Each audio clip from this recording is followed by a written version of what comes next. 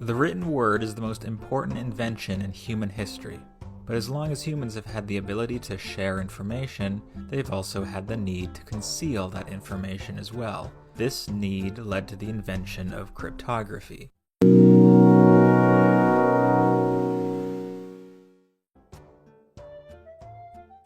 The word cryptography comes from the Greek, meaning hidden writing, and some of the earliest forms of secret writing come from ancient Greece as well.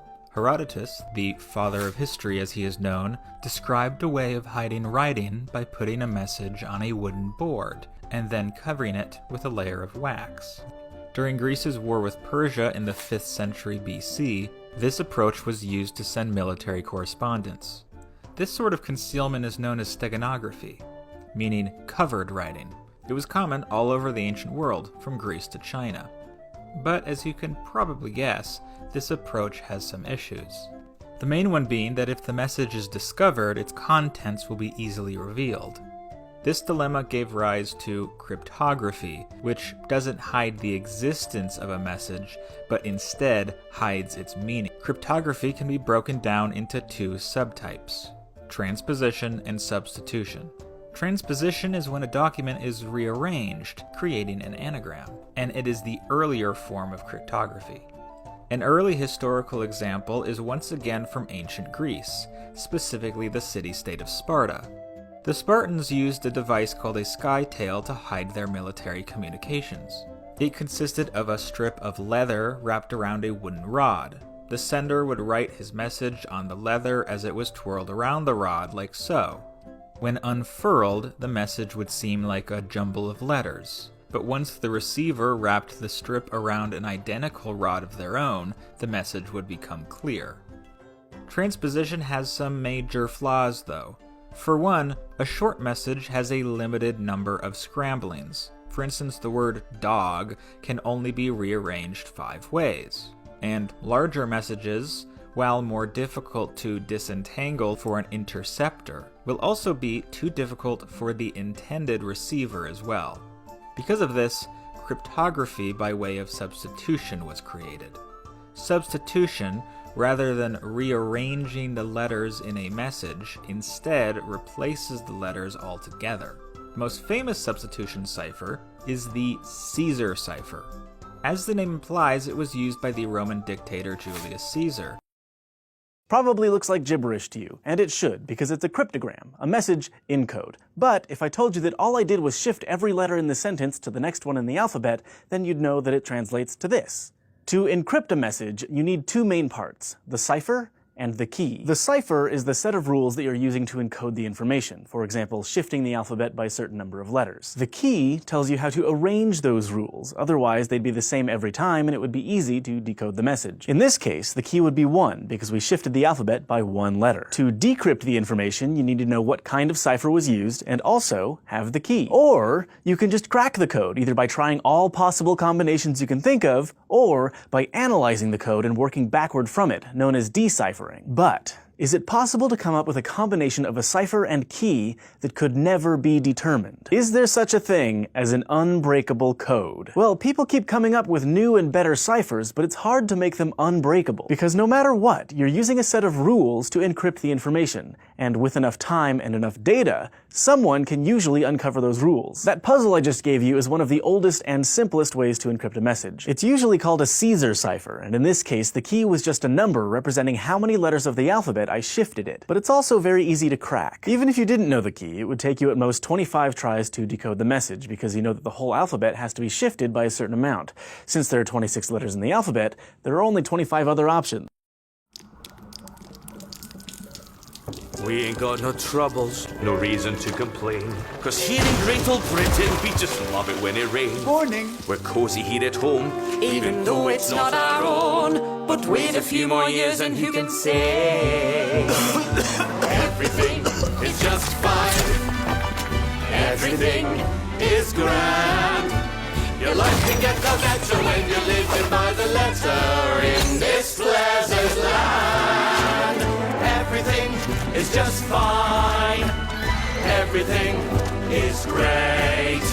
the streets can't get no cleaner, nor the rat meat any leaner. No, life is just first rate. These fish fingers are a steal. Prices up a smidge. Just 100 quid a meal. Empty purse, but hey, could be worse if there was nothing in the fridge.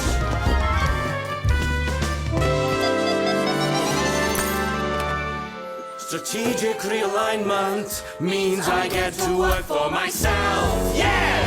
Paying off my law degree with tips from each delivery.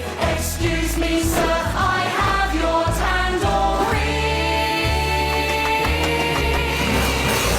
Everything is just fine. Everything is grand. Your life can get no better when you're living by the letter in this pleasant land. Everything is just fine. Everything is great. We're soldiering on.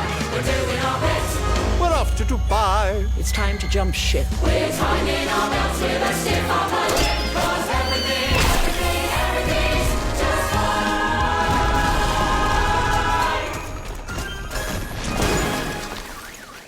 Interesting news was a tweet by Lord Ashcroft, who lives near in London, is a very distinguished conservative, peer, supporter of good causes, of war heroes and so on, who tweeted saying that people he knew were taking their money out of the United Kingdom now because they were worried that there would be an exit tax if they left it until October. And why these interest me is because they were broadly predicted by a book my late father wrote with Jim Davidson in the late 1990s. It's a book called The Sovereign Individual, and it argues that individuals will find that they have power and control over their own lives because of advances in technology, but that governments won't like this, that in the information age, individuals will find that they can be wherever they want, they can work wherever they want, they can live wherever they want, they can use whatever currency they want. Indeed, this book virtually predicts cryptocurrency years before it's created. They can do what they want freely, but that this will make life very difficult for governments who will be desperate to maintain revenue and control. So these two stories that were almost predicted by my late father are really interesting. Let's look at the cryptocurrency one first. You may remember a fortnight ago I discussed the value of money and how paper money has no real value. And I talked then about how the pound, the dollar and the Swiss franc had declined in value since 1914. Pound down by over 99%, the dollar by over 97%, and the Swiss franc by over 90%. But it's bad even when you apply a shorter time frame. Since its foundation, the euro has lost 40% of its value in just 26 years. Paper currency is not a store of value. It is a means of exchange. Now, this is really problematic for governments because part of their power comes from the ability to issue money. This is not a modern phenomenon. This is true back to the Roman emperors, and you can trace it back even earlier than that. The power of control of money is fundamental. Look at all the medieval kings. What was one of the things they took power over? Minting coinage. They put their heads on it because it bolsters their governmental authority, and that is still true today. Governments have much greater freedom if they are their own notice doers. It's actually why I was opposed to Britain joining the euro, because it undermines the ability of a country to have its own monetary policy. But what's happening now is different. People are looking at the devaluation of the currency that they get from governments, be it dollar, pound, Swiss franc, yen, euro, and saying they want something different. Now, I'm not a particular advocate of crypto coins. In some ways I feel I don't know enough about it, and I'm not certain enough of any crypto coin to feel that it may not be something that has a higher risk than I would be willing to accept. So I'm not advocating crypto coins per se, but I am advocating a store of value. And crypto coin may be that. You want something that you know will have the same purchasing power in 10 years, 20 years, 100 years, 200 years as it has today. And you know that paper currency can never do that. Every paper currency in history has ultimately gone to zero.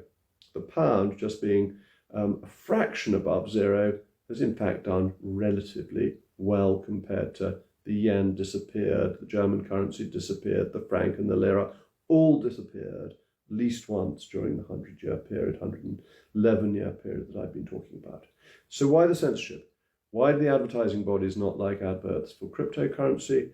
Because it is actually a threat to the monetary system that major governments have. It's really interesting that America takes a different approach and is embracing cryptocurrency, and particularly Donald Trump, who wants it to be part of the financial system, the financial strength of the United States, whilst here in the UK, a left-wing government, a socialist government, an advertising standards agency that has a strong left-wing bias, does not want cryptocurrency to be brought to people's attention. And of course they wrap it up in saying that they don't want people to lose money. Of course they don't, nor do I, and that's why I'm very specifically not advocating any specific cryptocurrency. But the motivation needs to be questioned, because cryptocurrencies are an attack on the state's ability to tax through inflation.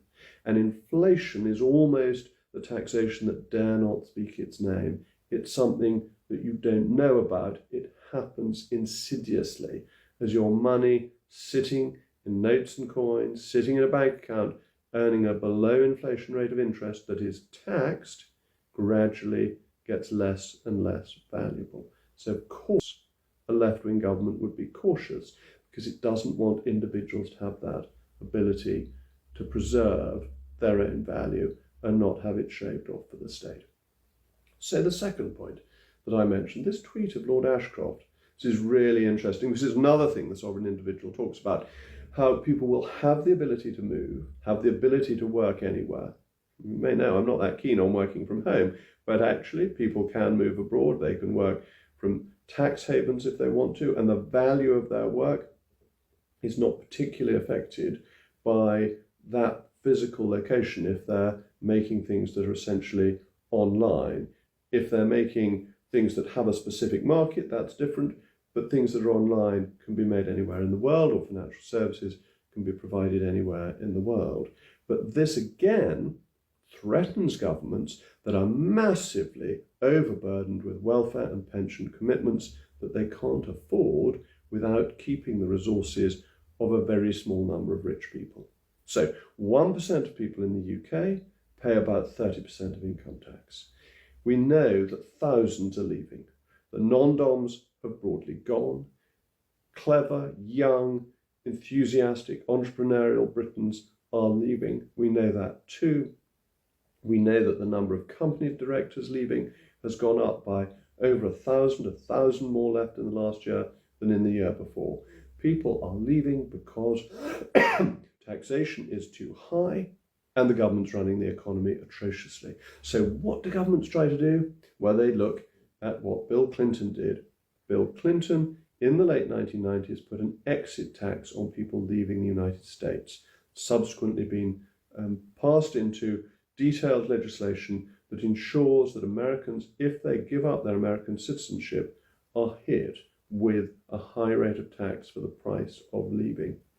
And that means that if people are following Lord Ashcroft's advice and are leaving before the October budget, they're actually being very sensible, because they're getting away before Rachel Reeves has the opportunity to say, if you go, we're going to deem that a sale of any assets that you hold anywhere in the world, and you're going to pay capital gains tax on that, or even worse, to say that we're going to treat it as if you have in fact died and charge you a death duties on what you take out.